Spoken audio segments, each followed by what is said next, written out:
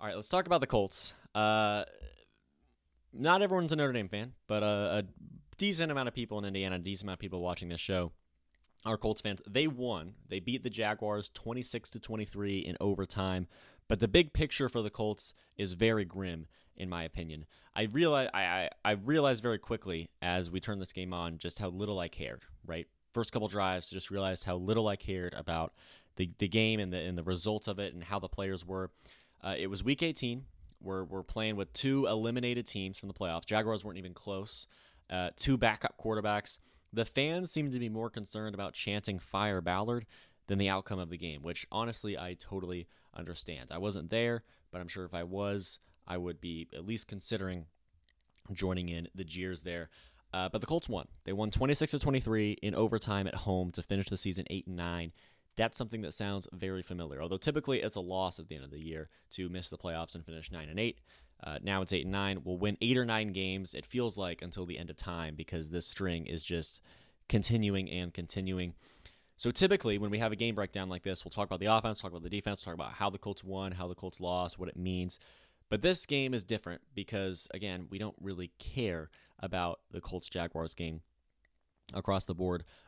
What I did think was interesting is I want to point out which Colts played well, and I want to point out which Colts led to this victory, and really I want to point out which Colts, if Indianapolis were to clean house, who would we still want around, right? Who in this game clearly showed that they deserved to can remain on this team. The number one for me is Alec Pierce. Alec Pierce was targeted twice by Joe Flacco.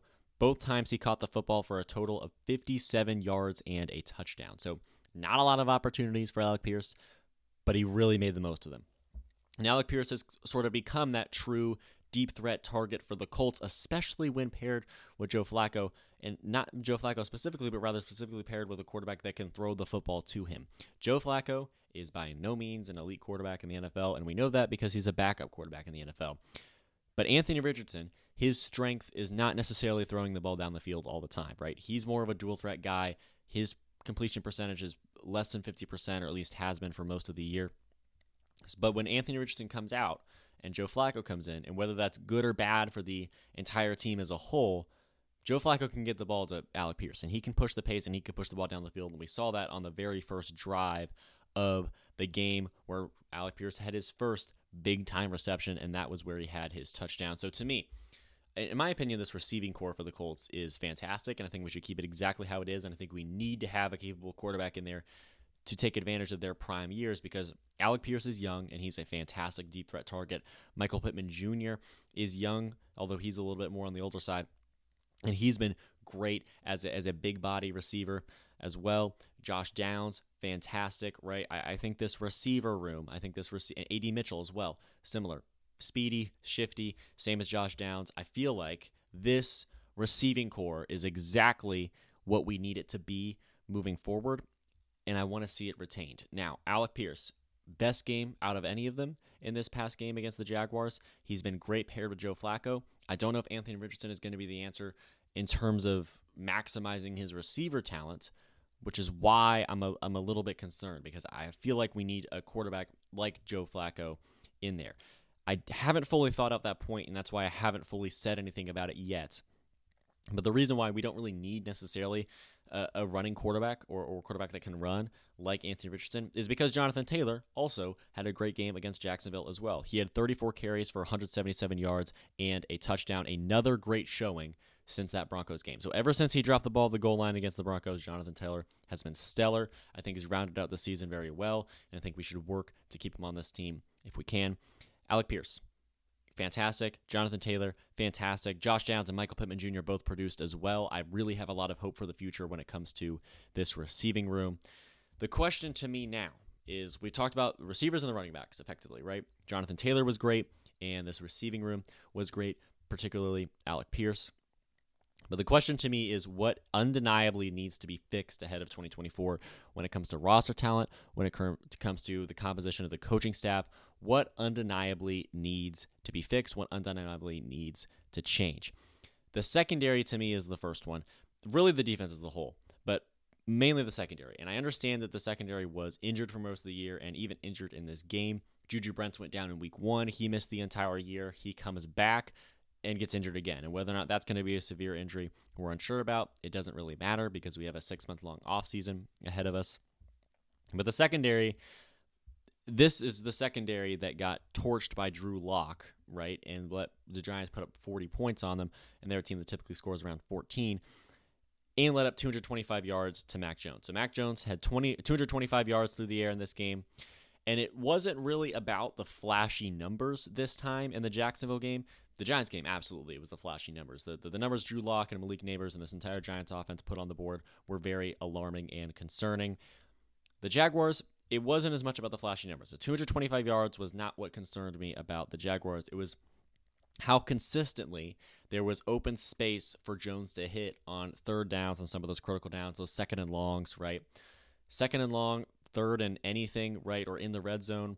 It felt like the Jaguars really just had tons of space, and those receivers were creating a ton of separation. And whether it was the Colts playing zone defense in situations where they might have to play man, or maybe it was man and they were just getting beat, Mac Jones, by the way, keep in mind the name of that quarterback, had plenty of space and plenty of time to hit those receivers across the board.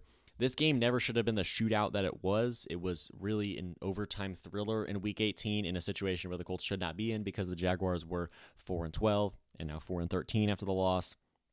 This game should never have been as close, and the Jaguars should never have been as competitive as they were. And I think that their offense easily could have been stalled if the Colts secondary just clamped down a little harder on third down or second and long to set up a third and long, right? That's what it felt like to me. And the Jaguars aren't a great team. They aren't a great offense, right? They only put 23 on the board, even going into overtime, right? But the Jaguars, man, I mean, Mac Jones had plenty of opportunities on third downs, and he had plenty of opportunities across the board. The main thing for me is leadership at the top, right? And that obviously, I shouldn't say for me, because that's the main thing to everybody, is the thought of the leadership at the top needing to change. I'm not sure if that's actually going to happen. The big four is Gus Bradley, Shane Steichen, Chris Ballard, and Anthony Richardson. They're in no order there. Those are four outside of Jim Irsay, arguably the four most important people in the Colts organization. And the question is, how many of them should be returning for 2025, and how many of them will be returning for 2025, right? Gus Bradley, more than likely, is going to be out as defensive coordinator. I have no idea who the Colts are going to replace him with, but this defense, as evidenced by really just the last few weeks, was not up to par, right? Gus Bradley is putting a defense on the field that lets up 30 to Denver, lets up over 30 to Tennessee, lets up over 40 to the New York Giants, and lets up over 20 to the Jacksonville Jaguars. That's disastrous, right? And Gus Bradley likely is going to have to be out at defensive coordinator for the Colts. Steichen may stay, given his short tenure, right? Steichen hasn't been in Indianapolis for very long. If this was year 5 or 6, Steichen's gone. But this is year 2 or 3, right?